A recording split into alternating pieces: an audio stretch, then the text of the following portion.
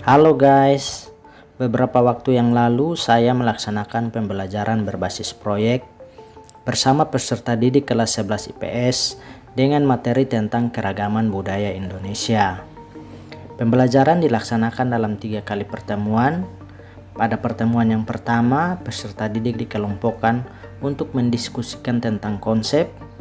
Pertemuan yang kedua, peserta didik melaksanakan proyek memasak pangan lokal yang dahulu kala sering dikonsumsi menggantikan nasi. Dan pada pertemuan yang ketiga, kelompok akan mempresentasikan laporan kegiatan di depan kelas.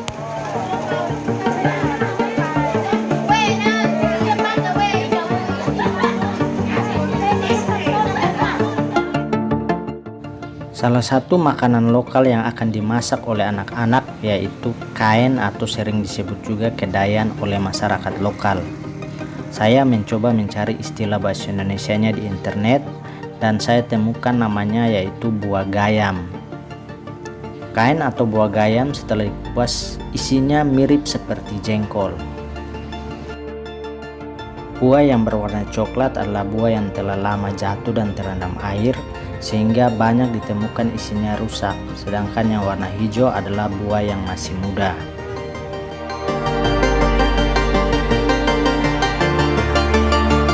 Menurut informasi yang saya dapat, buah ini mengandung racun sehingga harus dimasak terlebih dahulu hingga betul-betul matang baru dapat dikonsumsi. Makanan ini dahulu kala sering dimakan saat musim paceklik. Kain biasanya direbus, kemudian dikonsumsi bersama buah kelapa yang sudah tua.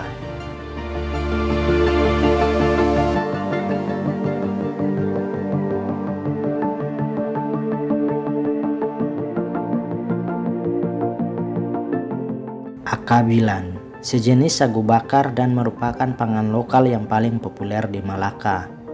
Akabilan sering kita jumpai dijual oleh mama-mama di pasar-pasar tradisional. Harganya juga cukup terjangkau.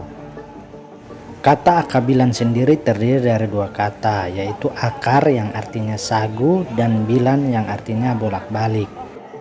Akabilan terbuat dari bahan campuran sagu dan kelapa parut. Kemudian toppingnya gula pasir dan kacang hijau. Akabilan dibakar di atas api dengan menggunakan alas piring tanah. Makanan ini paling cocok ditemani dengan secangkir kopi ataupun teh hangat. Kalau yang ini namanya tepung singkong, terbuat dari bahan gaplek atau singkong yang dikeringkan. Dengan tepung singkong ini anak-anak akan membuat feu kukus, sejenis makanan lokal yang terbuat dari tepung singkong dicampur dengan parutan kelapa dan air gula merah. Semua bahan dicampur menjadi satu, kemudian dimasak dengan cara dikukus hingga matang. Kalau yang ini adalah bahan-bahan untuk membuat filu. Filu ini terbuat dari jagung muda yang telah ditumbuk, akan dicampur dengan kelapa parut dan sedikit gula sesuai selera. Tapi ada di kampung-kampung tertentu yang hanya dicampur dengan gula tanpa parutan kelapa. Setelah itu akan dibungkus dengan kulit jagung, ada juga yang dibungkus dengan kulit pisang, kemudian direbus atau bisa juga dengan dikukus.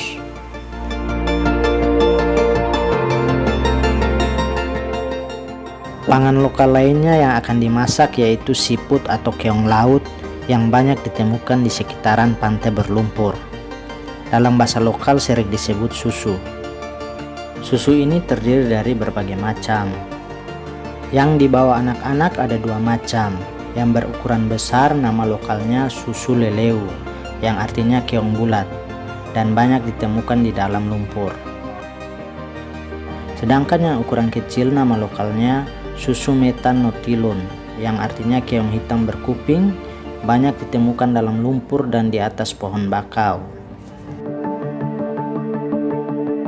Cara mengolahnya juga sangat mudah. Cukup dicuci bersih, kemudian direbus hingga matang. Setelah matang, susu harus dipecahkan terlebih dahulu bagian ekor dan kepalanya sehingga mudah untuk dimakan. Cara makannya bisa langsung dihisap atau bisa dikeluarkan satu persatu, kemudian diolah lagi menjadi lawar atau masakan lainnya.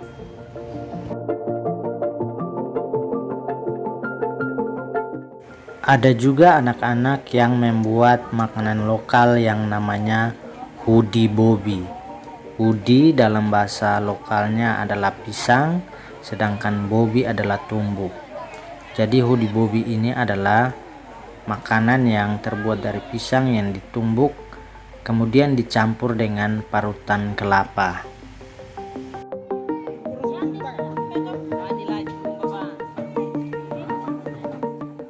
Selain memasak pangan lokal, saya juga menugaskan anak-anak untuk membuat video dan laporan sederhana yang berisi tentang proses kegiatan, dimulai dari persiapan alat dan bahan, cara memasak, hingga proses penyajian. Video dan laporan ini akan dipresentasikan oleh kelompok masing-masing pada pertemuan selanjutnya. Lewat pembelajaran berbasis proyek ini, peserta didik diharapkan mampu untuk memahami konsep tentang wujud kebudayaan, di mana pangan lokal menjadi salah satu contoh dari kebudayaan itu sendiri. Selain itu, peserta didik juga diingatkan kembali tentang macam-macam pangan lokal yang harus tetap dilestarikan karena telah menjadi budaya nenek moyang sejak dahulu kala. Proyek ini juga dapat menumbuh kembangkan karakter-karakter baik yang ada dalam diri peserta didik yang sesuai dengan profil pelajar Pancasila. Misalnya, saling menghargai, kolaborasi, empati, kerjasama, tolong-menolong, disiplin, tanggung jawab, komunikatif, pantang menyerah, percaya diri, berani mengambil keputusan, kreatif, dan lain sebagainya.